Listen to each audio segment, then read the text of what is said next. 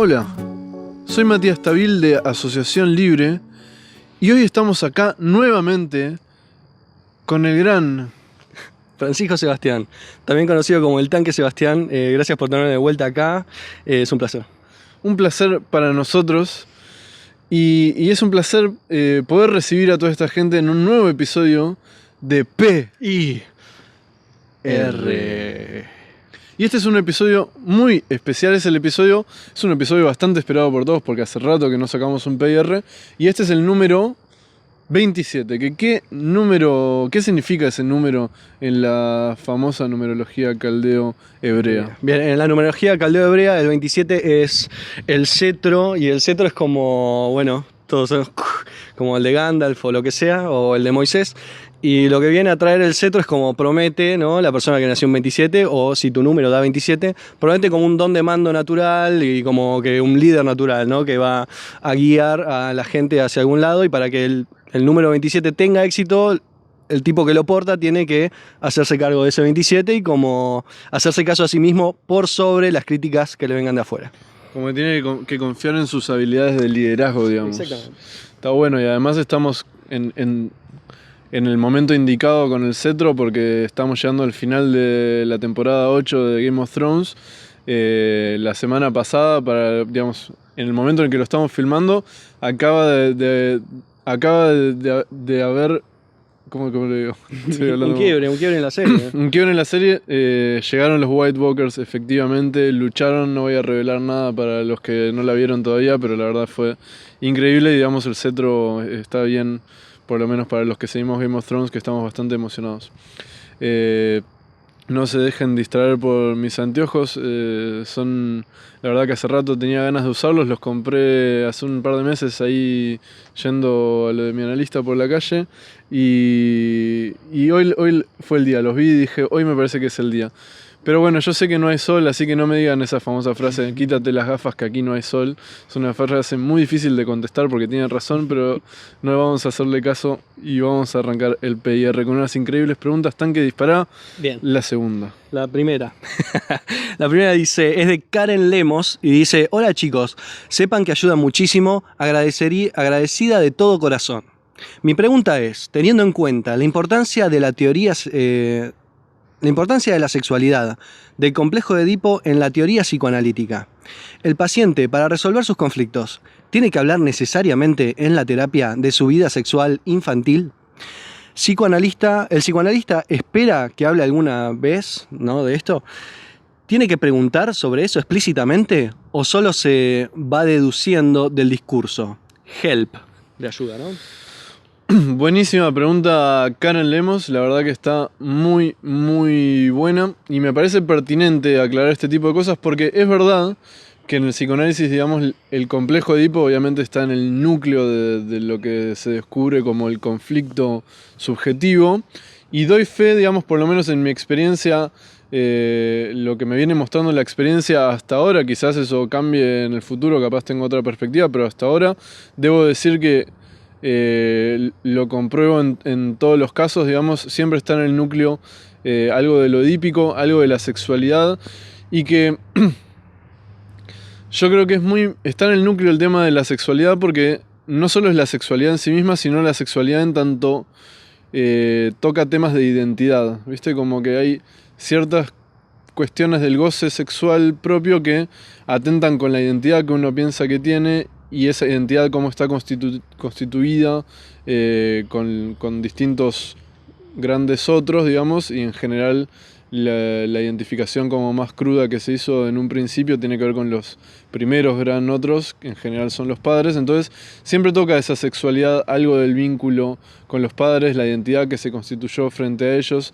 la sexualidad de los padres incluso. Así que yo por lo menos descubro que en la mayoría de los casos que me tocó ver, o diría en todos los que pude avanzar lo suficiente, siempre me pareció lo edípico y la sexualidad infantil en este sentido. Infantil, explícitamente infantil en muchísimos, pero a veces no necesariamente explícitamente infantil, sino edípica, digamos, en la relación con los padres. Está como en el núcleo de lo que a mí me demuestra la experiencia, por lo menos, del conflicto subjetivo que trabaja, que investiga el psicoanálisis.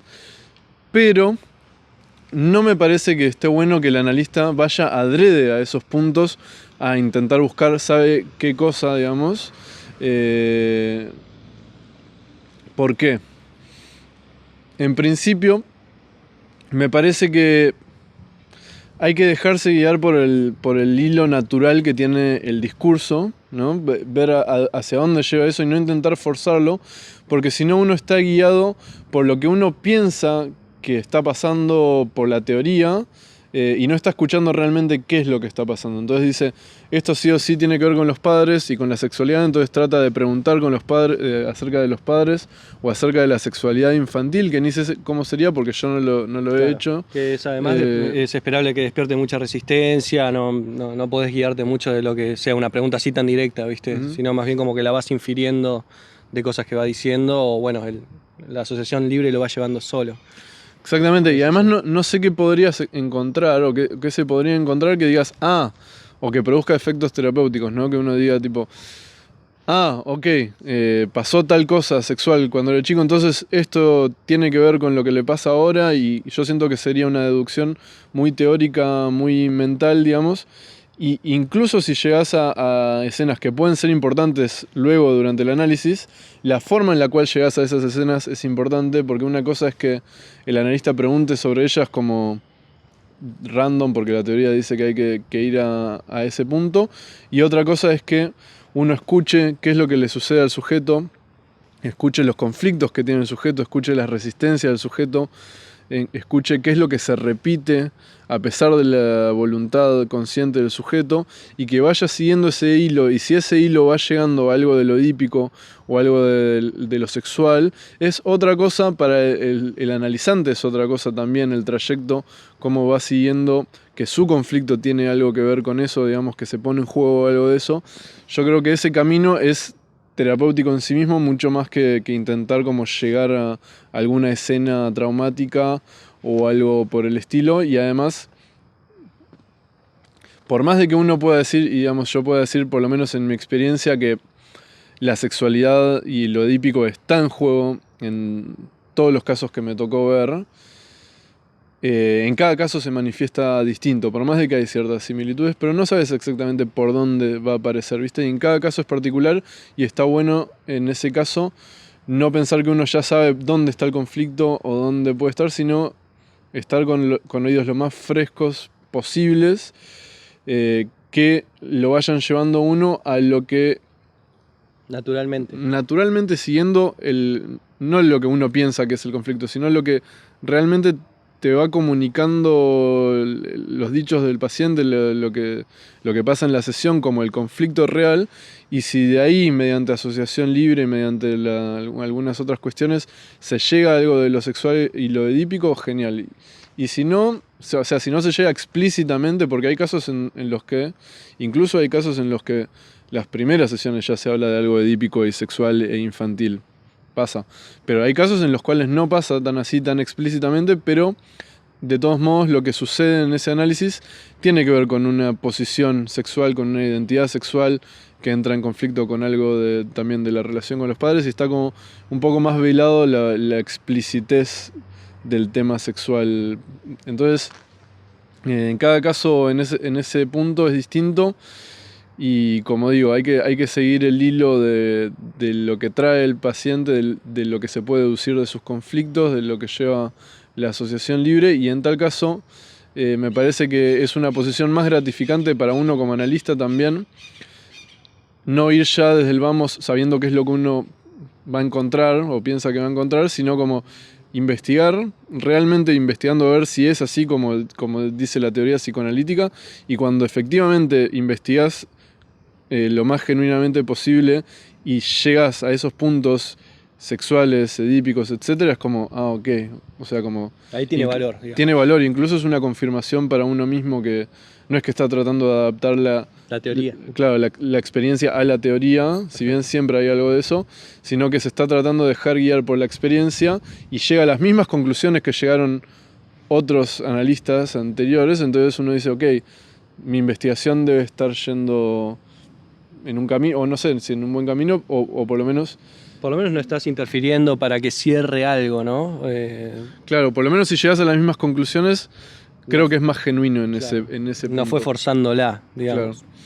Sí, cualquier intento de buscar adrede un tema en particular o un punto de conflicto en particular muy activo por parte del analista no me parece recomendable. Me parece más una posición, no diría pasiva, pero sí que el que proponga los temas en parte que sea el analizante y que uno trate de seguirlo al analizante en lo que éste trae. Uno igual siempre puede como en algún punto decir, bueno, pero igual esto que mencionaste a mí me quedó resonando por tal y tal cosa y capaz el analizante no estaba yendo específicamente por ese punto, pero a vos te resonó, siempre se puede hacer eso, pero no ponerse súper directivo y no sé, arrancar la sesión diciéndole, bueno, a ver, hoy vamos a hablar de tu sexualidad infantil, contame lo que te acuerdes, cuando tenías 5 puede ser que deseabas a tu mamá y lo veías a tu padre como un rival, ¿es posible eso? ¿Y tenías miedo que te la corte en ese momento? Eso no sé qué tanto efecto terapéutico puede llegar a tener. Genial. Bien, vamos con la segunda pregunta. Bien, ahora esta sí. pregunta es de nombre-apellido y dice, ¿qué puedo hacer como paciente para lograr un buen análisis? Esa es una gran pregunta, nombre, apellido y gran nombre, apellido.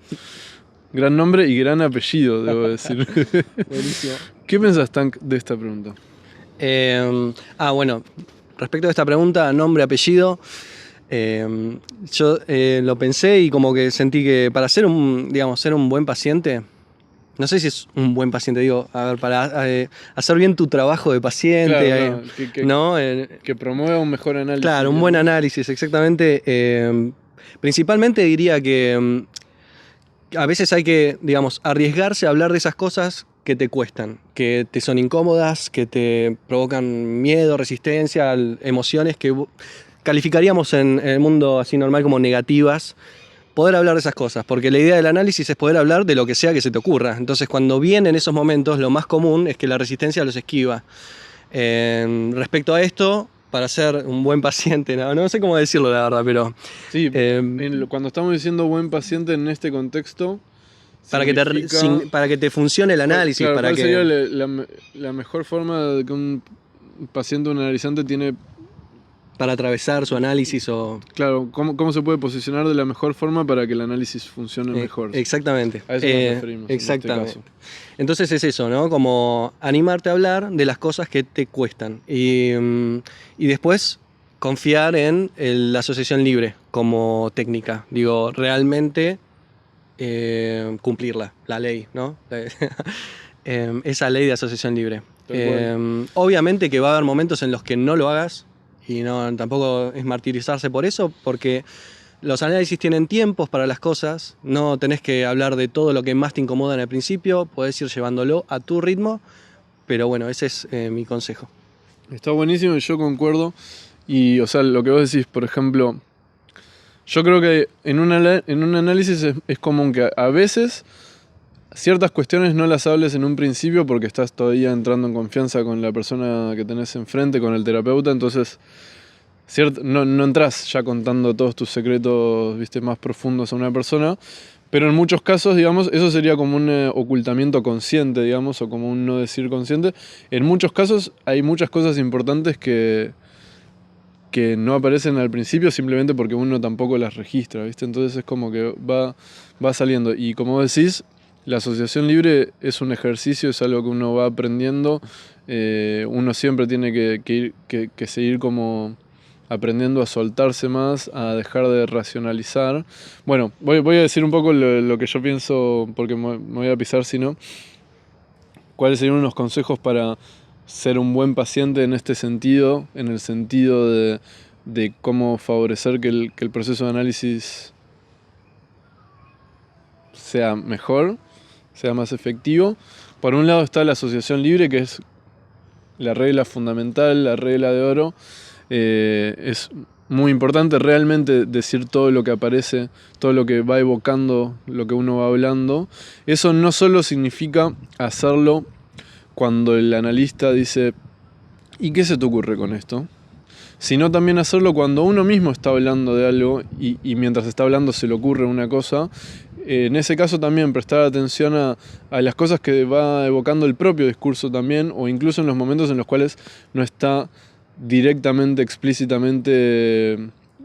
Asociando libremente. Claro, asociando libremente, sino que uno va evocando cosas todo el tiempo y prestar atención a eso y poder comunicarlos es muy importante. Incluso, como dice el tanque, cosas que sean angustiosas o dolorosas o cosas que sean difíciles de hablar. Algo muy común en general me parece que es más fácil hablar de cosas dolorosas y para mucha gente es más difícil hablar de cosas que tienen que ver con el terapeuta, con el analista, como una crítica hacia esa persona, o como un deseo sexual hacia esa persona, o como amor hacia esa persona. De hecho, muchos, ya lo he dicho, ¿no? Pero muchos mensajes me llegan por asociación libre preguntando en situaciones donde hay como este amor de transferencia, o digamos, amor con el analista, preguntando, ¿qué puedo hacer con esto? No sé qué hacer. Y yo siempre digo... bueno, me parece que es importante que lo hables en el análisis, ¿no? Porque imagínate, esa persona va a análisis y ¿qué habla en análisis? ¿No? Cuando se nota que este factor emocionalmente lo está tomando de una forma re importante, que seguramente mientras está en el análisis está pensando en eso y sin embargo pensando en eso habla de otra cosa para disimularlo en su propio análisis. Entonces es como que una gran parte de la regla de la asociación libre queda por fuera y eso en general no está bueno. Entonces la regla de la asociación libre es importantísima como analizante, como paciente, obedecerla dentro de la medida de lo posible, pues siempre va a haber resistencia si uno va aprendiendo a hacerlo y a uno le cuesta incluso muchísimos años adentro. Entonces es como algo que se aconseja, pero digamos, nada, es así, va a haber resistencias. Sí, y uno se va volviendo mejor a medida que va progresando en el análisis, a seguir más esa ley y a jugarse más, a expresar cosas que, digamos, que son difíciles. Exacto, y un tip, digamos, es que yo siempre le doy a mis pacientes, que digamos es común, pero me parece que vale la pena marcarlo, es cuando preguntan qué asocias con eso, no es una explicación. Suponete que tuviste un lapsus, un acto fallido, dijiste una palabra que no era la que quería decir, o un elemento del sueño, o alguna cosa con la que se te pide asociación. La asociación no es un intento de explicación racional de... ¿Por qué se me cruzó esta palabra? Claro, ¿no? yo creo que esto tiene que ver con tal cosa o tal otra, no. Es prestar atención a qué es lo primero que aparece en la cabeza, fuera de todo intento de explicación, pues muchas veces lo común, lo que suele pasar es que la persona intente ya desde la primera asociación que genere un sentido. Sí, sí. ¿Entendés? Sí, es re así. Entonces, lo que es más útil me parece es simplemente decir lo primero que aparezca, si es que uno lo logra registrar, y mediante la investigación de eso y quizás otros elementos que se vayan apareciendo tiempo después, ahí recién aparece el sentido. Si uno ya de entrada quiere encontrarle el sentido, en general lo que hace es taponar la pregunta y cualquier otro tipo de investigación que pueda haber. Sí. Yo creo que tiene, de hecho, más efectos terapéuticos la pregunta que el sentido, digamos, que la respuesta, ¿no? Eso también. La pregunta tiene más... De hecho, yo a veces cuando atiendo me gusta como cerrar la sesión en una pregunta más que en un cierre de sentido, ¿viste? Eso sin duda, eso es importantísimo. Como en un vacío, digamos. Claro, lo que hace es conmover el sentido que está anterior, que eso ya es... Las asociaciones ahí se producen solas, digamos. Incluso yo diría, según mi entendimiento actual, por fuera de la conciencia del sujeto. O sea, como que se empieza a ver asociaciones, no sé si llamarlas asociaciones, pero empieza a haber producción subjetiva, cambios en la posición subjetiva más allá de la conciencia del sujeto. Eso seguro sucede. En fin, segundo consejo para lograr tener un mejor análisis como analizante sería intentar no controlar cuál es el fin del análisis, cuál es el objetivo del proceso analítico, que eso es bastante común también, porque uno va a análisis quizás con una demanda, me pasa esto, quiero dejar de sufrir por esto, quiero lograr tal cosa, suponete, y lo más probable es que a medida que avance el análisis eso vaya cambiando, pero si uno se aferra a ese objetivo que tiene en un principio, entonces está como intentando forzar que el análisis sí o sí tenga que devenir como resultado en tal cosa. Y eso en general no pasa en un análisis. En general en un análisis eso puede cambiar dramáticamente, casi opuestamente o cambiar de alguna otra forma. O quizás sí se cumple eso, pero digamos no.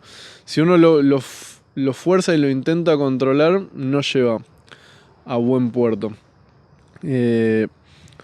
¿No? Uno tiene que estar abierto, soltar, digamos, ahí el control y realmente comprometerse a dejarse llevar por el proceso hacia donde sea que ese proceso lleve, ¿no?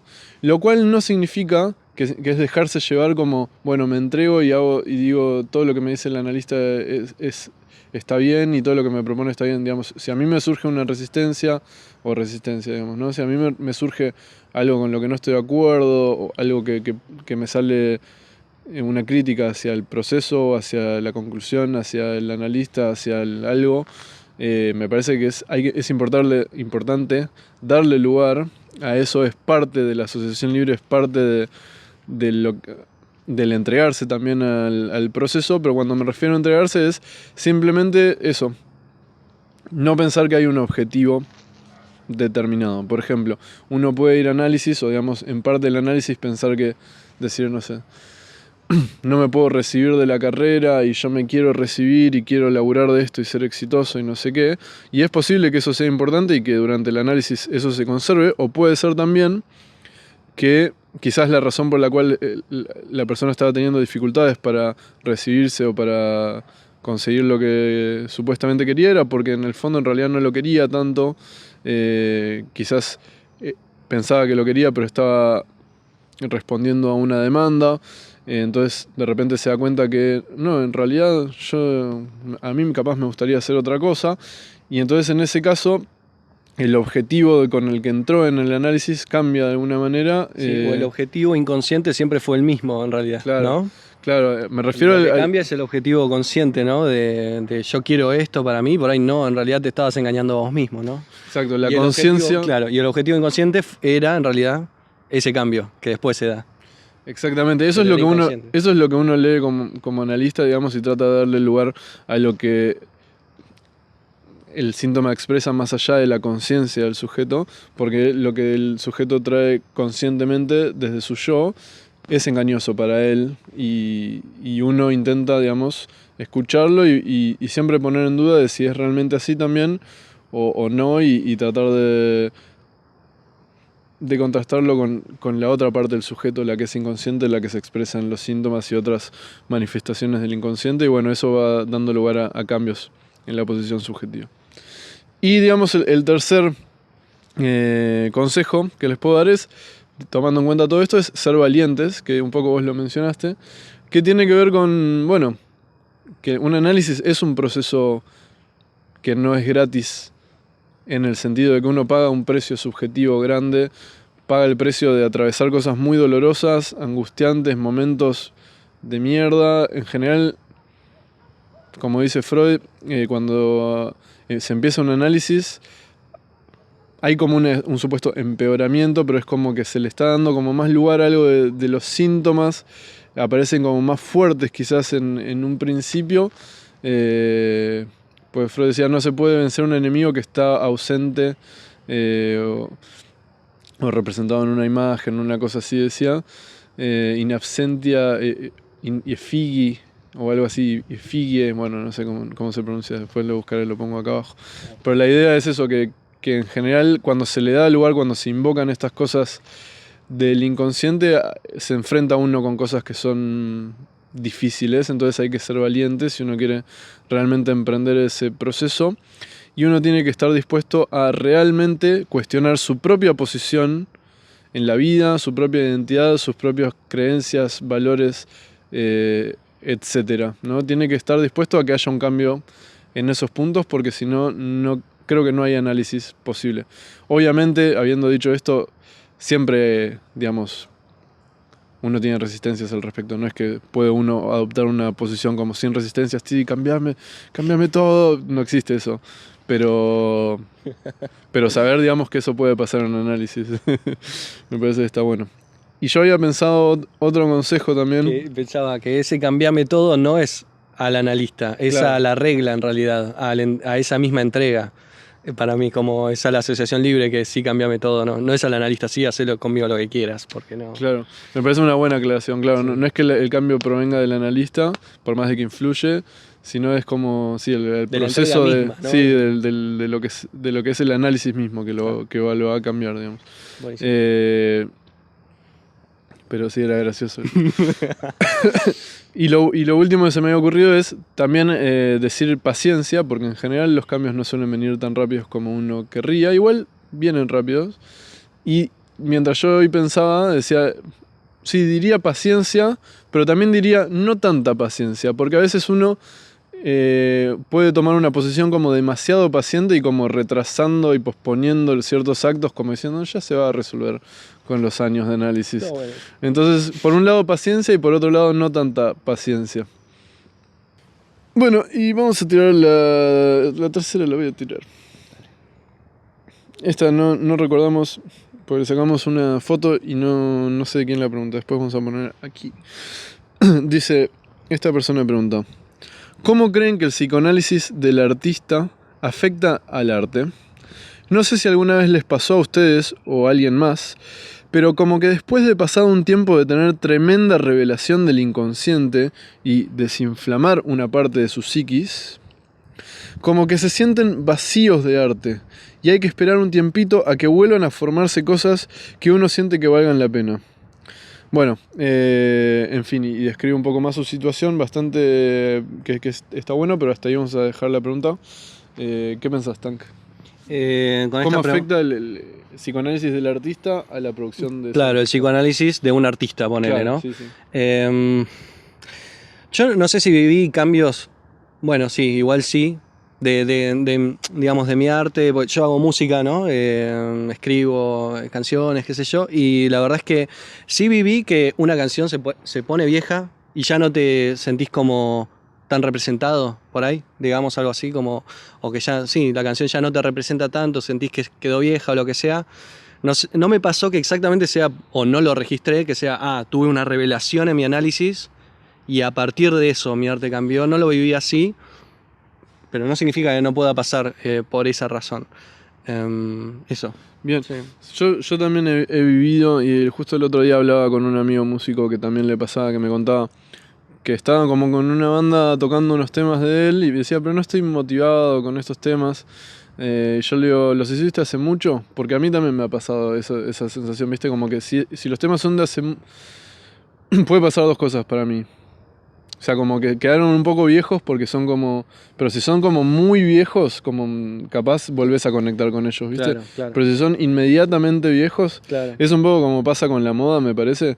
¿Viste? Que es como la moda que acaba de salir, es como que es una mierda. Claro. Pero después cuando ya pasaron, no sé, una década más, es como... Vuelven los 90. Vuelven los 90, claro. Entonces es como... pasa eso. Pero sí, yo tuve esa experiencia y tuve también la experiencia de lo que pregunta esta persona, de que a mí me ha pasado durante el análisis de avanzar un trecho en el análisis y de repente verme vacío de arte y perder cierta como motor que tenía para crear, ¿viste? Como que me ha pasado eso y yo digo, ¿será? Así que no lo sé, todo esto es especulación, porque en este punto, yo lo quería aclarar al principio de la pregunta, no lo dije, Sí. no estamos seguros de lo que estamos diciendo en este punto, pero estamos jugando con la idea y los habilitamos a ustedes a que nos digan ustedes qué piensan al respecto, que compartan su experiencia. Pero a mí me ha pasado este tema Claro. de sentirme vacío de arte después de, no sé si como dice este sujeto, tremenda revelación del inconsciente, pero algo parecido, digamos. Y tiene sentido en algún punto de que si el arte sirve para expresar cosas que están subyacentes a la conciencia y que cosas irresueltas y cosas que están en conflicto, como suele pasar, digamos, me parece en el arte, me parece lógico que si algo de eso se desanuda, se resuelve o Encuentra otra cambia, vía, digamos, claro, ¿no? encuentra otra vía, que de repente eso deja de necesitar al arte como expresión, podría pasar, no me parece muy loco, lo cual no significa que uno se quede vacío como artista, sino como dice esta persona, hay que esperar un tiempito para que se vuelvan a formar otras cosas. Quizás se produce un cambio de posición subjetiva frente a la cual las cosas que antes uno lo motivaban ya cambiaron, digamos, pero empieza a aparecer otro tipo de cuestiones, porque no es que el otro día estaba en el taller con Jorge Reiter y dijo una frase que me pareció muy piola y la voy a repetir ahora. Dice, cuando se termina un análisis, digamos, no es que uno deja de tener división subjetiva, no es que uno de repente ya no tiene inconsciente que, ¿viste? Y conflicto con la conciencia, sino que uno hace las paces con que es un sujeto dividido, que es distinto, ¿no? Como uno hace las paces con que tiene inconsciente y con que siempre va a existir. Siempre va a haber algo así. Claro, como me cambia un poco la relación con el inconsciente, entonces me parece interesante. Entonces sí, me parece que siempre puede pasar que frente al cambio de posición subjetiva, algo del arte que se venía nutriendo de cierto conflicto, de cierta cosa inconsciente cambie, quizás desaparezca por un rato y aparezca después la inspiración frente a otro tipo de tópicos, no lo sé. Buenísimo. También pensaba que el psicoanálisis del artista puede favorecer a la creación artística porque puede solucionar o, digamos, trabajar ciertas inhibiciones o conflictos con respecto a la creación que la mayoría de las personas tenemos. Entonces el psicoanálisis de un artista en ese caso puede hacer más libre al artista para poder crear, lo puede favorecer algo del tema de la exposición, ¿viste? Del refinar un poco cuál es el mensaje que realmente el sujeto quiere decir frente a lo que siente que está bien decir o lo que debería decir, que en general son cosas que uno hace muy inconscientemente, digamos, como sin saberlo, como que uno se siente inclinado a hacer tal cosa y no otra, y capaz el análisis revela que, no sé, que uno se ve inclinado a eso porque piensa que es lo que espera el supuesto espectador, etc. Entonces, en muchos puntos me parece que puede ayudar al artista en su creación. Sí. Pero bueno, es un punto, como digo, que no tenemos definido ni muy pensado, estamos jugando con las ideas, pero nos interesa saber qué es lo que piensa la Nación Libre al respecto. Pero bueno, hemos llegado al final. Muchas gracias, me parece salió más copado que el otro. Gracias, Tank, por estar acá nuevamente. Dejen sus preguntas aquí abajo y vamos a estar eligiendo las mejores para el próximo PIR. Muchas gracias y la seguimos la próxima sesión.